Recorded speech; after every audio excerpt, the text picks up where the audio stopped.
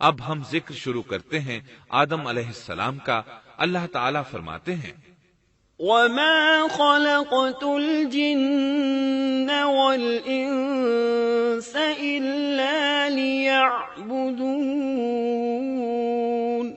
اور میں نے جنوں اور انسانوں کو اپنی عبادت کے لیے پیدا کیا ہے۔ اللہ تعالیٰ نے ہمارے باپ کو کیوں پیدا فرمایا، ہمیں کیوں پیدا فرمایا؟ تاکہ ہم اس کی عبادت کریں، اگرچہ وہ عبادت کا محتاج نہیں، وہ تو بے نیاز ہے، البتہ ہم اس کے محتاج ہیں۔ اس کے اسماء بہترین اور حسین ہیں، وہ عالی شان صفات کا مالک ہے۔ اس نے اپنے ناموں کے آثار ظاہر کرنے کے لیے مخلوق کو پیدا فرمایا، رحمت کے آثار، قدرت کے آثار، جبر اور طاقت کے آثار اور حکمت کے آثار ظاہر کرنے کے لیے مخلوقات کو پیدا فرمایا، ورنہ وہ کسی چیز کا محتاج نہیں۔ آدم علیہ السلام کی تخلیق سے پہلے ہی اس بارے میں اللہ تعالیٰ کا فرشتوں سے مکالمہ ہوا۔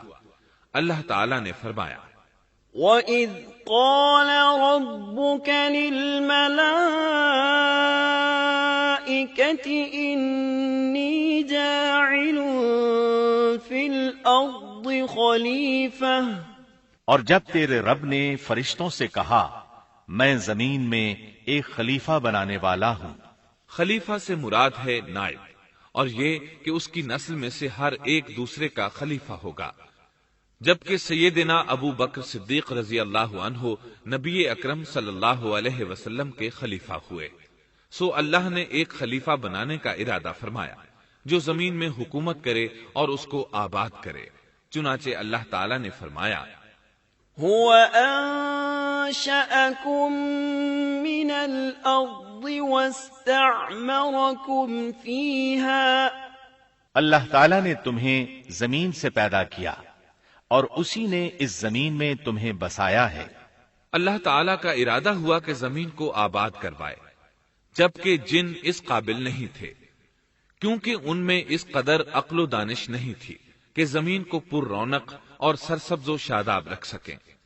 علماء جنات کے بارے میں کہتے ہیں ان کا سب سے بڑا عقل مند جن انسانوں کے 10 سالہ بچے کے برابر عقل رکھتا ہے، اس لیے زمین کو آباد کرنے کی صلاحیت اللہ تعالیٰ نے انسان کو بخشی۔ اللہ نے انسان کو بہترین ڈھانچے اور حسین ترین شکل و صورت سے نوازا، پھر اپنی روح اس میں پھونکی۔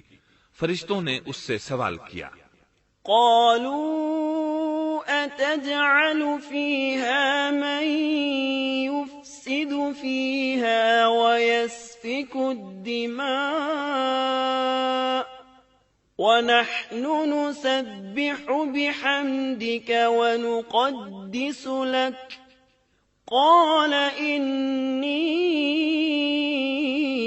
أعلم ما لا تعلمون،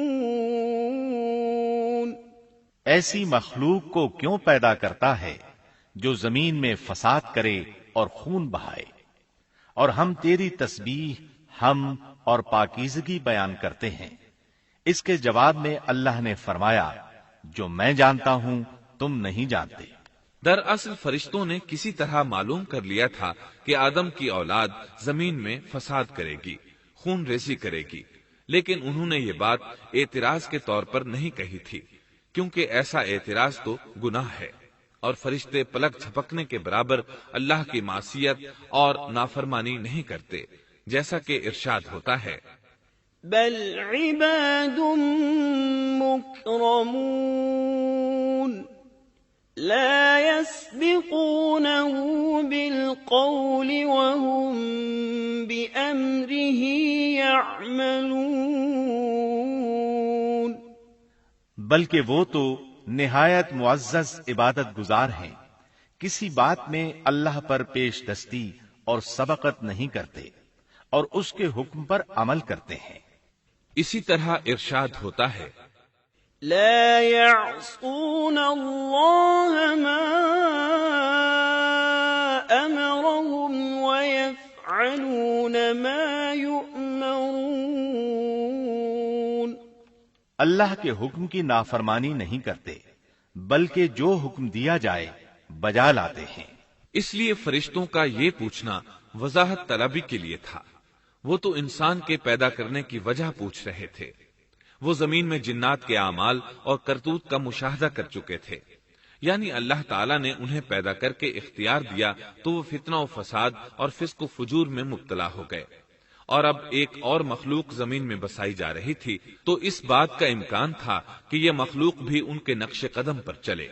اس لیے فرشتوں نے تعجب اور حیرت کی بنا پر یہ سوال کیا تھا، اور پوچھنے کا مقصد یہ تھا کہ کیا یہ بھی جنوں کی طرح ہوں گے؟ اس طرح انہیں یہ خدشہ لاحق ہوا کہ شاید ان سے اللہ کی عبادت میں کوتاہی یا کمی واقع ہوئی ہے، جس کی وجہ سے اللہ کو نئی مخلوق پیدا کرنا پڑی۔ اس لیے ان کی بات میں یہ بھی تھا کہ ہم تیری حمد اور ثنا بیان کرتے ہیں۔ بہرحال ان کے سوال کے دو مقصد تھے۔ کیا یہ جنوں کی طرح فساد کرنے والی قوم ہے؟ کیا ہم سے تیری عبادت میں کوتاہی ہوئی ہے؟ اس پر اللہ تعالیٰ نے فرمایا، جو میں جانتا ہوں وہ تم نہیں جانتے۔ اس موقع پر فرشتوں کے ذہنوں میں ایک اور بات بھی آئی۔ وہ آپس میں کہنے لگے کہ اللہ تعالیٰ جو بھی مخلوق پیدا کرے گا وہ ہم سے زیادہ معزز اور عالم نہیں ہو سکتی۔ یعنی جب فرشتوں نے باقی مخلوقات کا جائزہ لیا، مثلا آسمان، زمین، پہاڑ، جن، چوپایوں وغیرہ کا، تو انہوں نے سوچا یہ ہم سے زیادہ مرتبے والی نہیں ہے، لہذا یہ مخلوق بھی پیدا ہو رہی ہے تو یہ ہم سے زیادہ مرتبہ نہیں رکھتی۔ یہ ہمارا خاص مقام ہے کہ اللہ کی تسبیح میں مصروف ہیں، کفر سے محفوظ ہیں، ہر حکم بجا لاتے ہیں، اللہ کے تمام احکامات پورے کرتے ہیں، آسمان اور زمین میں اس کا حکم نافذ کرتے ہیں، اور اللہ کے نزدیک ہم سب سے زیادہ شرف والے ہیں۔ لہذا اگر یہ نئی مخلوق انسان بھی پیدا ہو جائے تو کیا ہوا، ہم سے زیادہ معزز اور علم والی تو نہیں ہوگی۔ بہرحال جب اللہ تعالیٰ نے آدم کو پیدا کیا تو زمین کی مٹی لانے کا حکم فرمایا، چنانچہ اللہ تعالیٰ کے پاس مٹی لائی گئی۔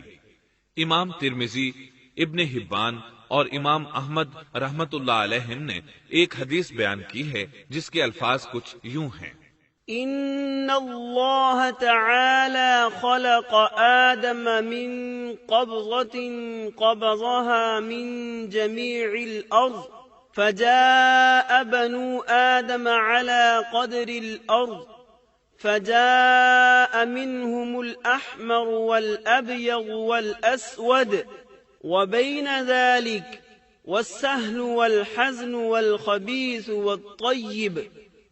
اللہ تعالیٰ نے آدم علیہ السلام کو مٹی کی ایک مٹھی سے پیدا فرمایا۔ اس مٹی کو اللہ تعالیٰ نے پوری زمین سے اٹھوایا تھا۔ یہی وجہ ہے کہ آدم کی اولاد زمین کے لحاظ سے ہی ظہور پذیر ہوئی۔ بعض سرخ رنگ کے ہیں تو بعض سیاہ اور بعض سفید، اور کچھ اس کے درمیان میں ہیں۔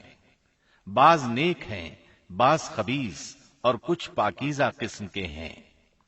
انسان کی تخلیق مٹی سے شروع ہوئی، اس مٹی کو پانی سے تر کیا گیا تو یہ تین بن گئی۔ اسی وجہ سے قرآن مجید کی بعض آیات میں تراب کا لفظ آیا ہے۔ تراب خشک مٹی کو کہتے ہیں، اور بعض آیات میں تین کا لفظ آیا ہے۔ تین تر اور بھیگی مٹی کو کہتے ہیں۔ اللہ تعالیٰ فرماتے ہیں خلقہ من تراب، یعنی آدم کو تراب سے پیدا کیا گیا۔ مٹی کی عام حالت کو تراب کہتے ہیں، اور فرمایا إذ قال ربك للملائكة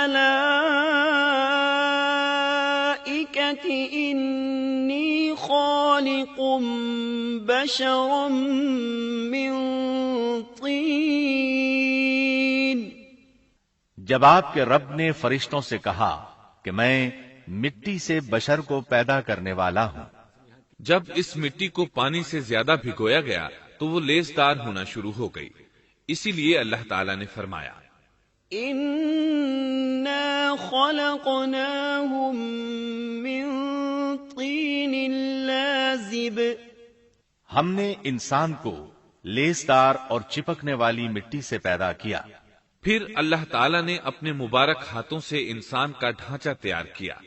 اللہ نے فرمایا خَلَقْتُ بِيَدَيَّ، میں نے اپنے دونوں ہاتھوں سے پیدا کیا۔ اللہ تعالیٰ نے انسان کی خلقت فرشتوں کے سپرد نہ کی، بلکہ بذات خود اسے تخلیق کے مراحل سے گزارا اور اپنے ہاتھوں سے اس کی تصویر کشی کی۔ اللہ نے انسان کو پہلے ایک مورتی کی صورت میں ڈھالا، اس کے بعد ایک مقررہ مدت تک چھوڑے رکھا، یہاں تک کہ گیلی مٹی خشک ہو گئی اور اس کا رنگ سیاہ ہو گیا، بدبو آنے لگی، پھر وہ کھنکھناتی مٹی میں بدل گئی اور آخرکار آگ پر پکی ہوئی مٹی یعنی فخار ٹھیکری کی صورت اختیار کر گئی، جس سے مٹکے وغیرہ تیار کیے جاتے ہیں۔ سیاہ مٹی کو ہما ان کہتے ہیں اور بدبودار کو مسنون کہتے ہیں، اور کھنکھنا کر بولنے والی مٹی کو سلسال کہتے ہیں، اور ٹھیکری کی طرح کی مٹی کو الفخار کہتے ہیں۔ مختلف آیات میں یہ الفاظ وارد ہوئے ہیں۔ وَلَقَدْ خَلَقْنَاكُمْ ثُمَّ صَوَّرْنَاكُمْ ہم نے تمہیں پیدا کیا اور پھر ہم ہی نے تمہاری صورت بنائی۔ اور فرمایا وَلَقَدْ خَلَقْنَا الْإِنسَانَ مِنْ صَلْصَالٍ مِنْ حَمَإٍ مَسْنُونٍ اور یقیناً ہم نے انسان کو کھنکھناتی خشک مٹی سے پیدا کیا جو کہ بدبودار اور سیاہ گارے سے خشک ہوئی تھی۔ اور فرمایا خلق الانسان من صلصال كالفخار اللہ نے انسان کو کھنکھناتی مٹی سے پیدا کیا جو کہ ٹھیکری کی طرح تھی۔ ان تمام آیات کریمہ میں کوئی تناقض، تعارض اور اختلاف نہیں، اس لیے کہ ان مختلف آیات میں انسان کو اس کی تخلیق کے مختلف مراحل کی یاد دہانی کرائی گئی ہے۔ خلاصہ کلام یہ ہوا کہ تخلیق کے عمل کا پہلا مرحلہ تراب تھا، یعنی عام حالت والی خشک مٹی، پھر تین یعنی بھگوئی ہوئی مٹی، پھر لیسدار مٹی یعنی سلسال، پھر ٹھیکری کی طرح کی مٹی یعنی فخار، اور یہ کام جمعے کی آخری گھڑی میں کیا گیا۔ اور یہ دن اللہ کے لحاظ سے شمار ہونے والے دنوں میں سے ہمارے دنوں کی طرح نہ تھا، ہمارے اور اللہ کے دن مختلف ہیں۔ تخلیق آدم دراصل اللہ کا کرشمہ ہے، انسانوں کو ایک صورت عطا کی گئی۔ اس مرحلے کا تذکرہ بخاری اور مسند احمد کی ایک روایت میں ہے۔ خلق اللہ آدم وطوله 60 ذراعا فكل من يدخل الجنة على صورة آدم فلم يزل الخلق ينقص حتى الآن۔ اللہ نے آدم کو پیدا کیا اور ان کا قد 60 ہاتھ یا 60 میٹر لمبا تھا۔ تمام جنتی لوگ اس قد آدم کے ساتھ جنت میں داخل ہوں